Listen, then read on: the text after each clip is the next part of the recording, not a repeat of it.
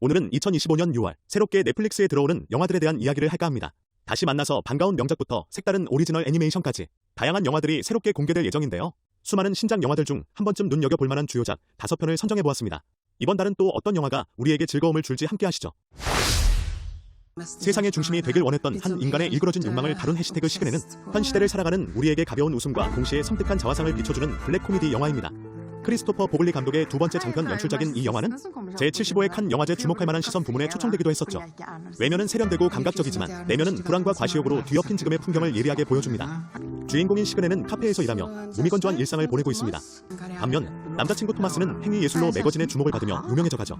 자꾸만 소외당하는 듯한 기분에 정체불명의 알약을 삼켜버린 시그네, 남자친구의 사랑과 세상의 이목을 끌고자 합니다. 이 영화는 블랙 코미디 구조를 따르면서도 어느 순간 직설적인 메시지를 던집니다. 이토록 황당하면서 불편하기도 하고 하지만 유쾌한 풍자극인 해시태그 시그네, 이번 넷플릭스 공개 예정작 중 주목해야 할 영화 중 하나이지 않을까 싶습니다.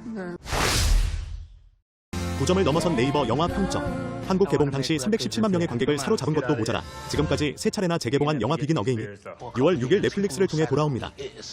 사랑과 음악, 두 가지를 동시에 잃어버린 싱어송라이터 그레타, 음악 프로듀서로서의 자리를 잃고 방황하던 때는 우연히 그레타의 음악을 듣게 되고 함께 음반을 제작하길 제안합니다.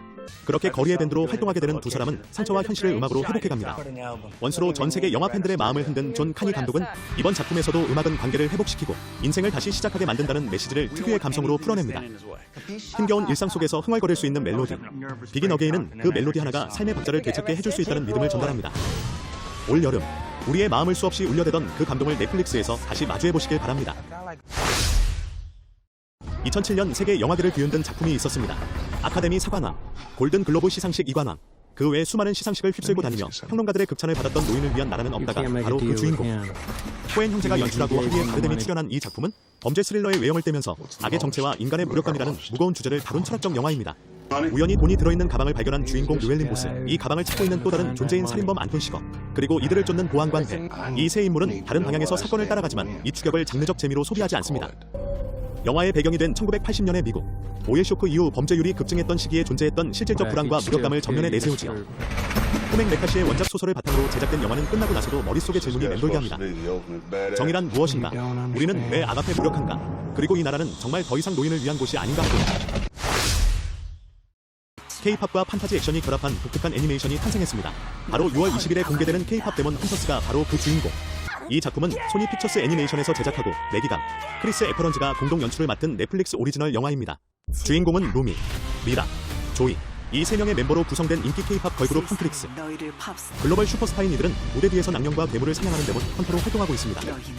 이 독특한 설정 탓에 제작 초기엔 못 믿어하는 반응도 있었지만 공식 예고편 공개 이후 높은 퀄리티, 스타일리시한 액션 등을 잘 살렸다는 평가와 함께 상승 분위기를 타고 있는 중입니다. 애니메이션의 배경에는 서울의 야경이나 팬덤 문화 등 한국적인 요소들이 반영되어 있다고 하네요. 동시에 동양적 신화 요소를 현재적으로 해석한 판타지 설정도 흥미롭습니다. K-팝은 물론 신선한 애니메이션을 기다려온 분들이라면 한 번쯤 들여다볼 만한 영화가 아닐까 싶습니다. 100만 관객이라는 단어조차 생소했던 90년대 후반, 영화 슈리는 무려 600만 명 이상의 관객수를 기록하며 한국 영화의 흥행 시대를 열었습니다. 그리고 2025년 6월, 이 기념비적인 한국 영화가 넷플릭스를 통해 다시 우리 곁으로 돌아옵니다. 강재규 감독님이 연출하고 한석규, 최민식, 송강호, 김윤준이라는 이름만 들어도 알만한 배우분들이 총출동한 슈리는 첩보, 로맨스, 드라마의 완벽한 조화를 보여주는 명작으로 남아있습니다. 사랑과 인물, 신념과 배신 사이의 갈등이 팽팽하게 이어지는 영화의 스토리와 흐름은 물론 당시 한국 영화에선 보기 어려웠던 액션과 스케일, 세련된 음악으로 많은 관객의 눈을 사로잡았었죠. 국내 주요 영화 시상식을 휩쓸 기록을 보더라도 그 영향력을 짐작할 수 있을 듯합니다. 이후 공동경비구역 제세, 태극기 휘날리며 등의 대형 블록버스터 한국 영화의 길을 열어주었다는 평을 받고 있습니다. 2025년 3월, 재개봉되기도 했던 슈리를 이젠 넷플릭스에서도 편하게 감상하실 수 있습니다. 그 외에도 넷플릭스 오리지널 영화인 벼랑 끝에 서서 아담 샌들러식 코미디의 시작이라 평가받는 해피 길모어도 눈여겨볼 만합니다. 특히 해피 길모어의 경우 2025년 7월 25일 넷플릭스를 통해 후속작이 공개될 예정이니 그 전에 예습용으로 살펴보시는 것도 좋지 않을까 싶습니다.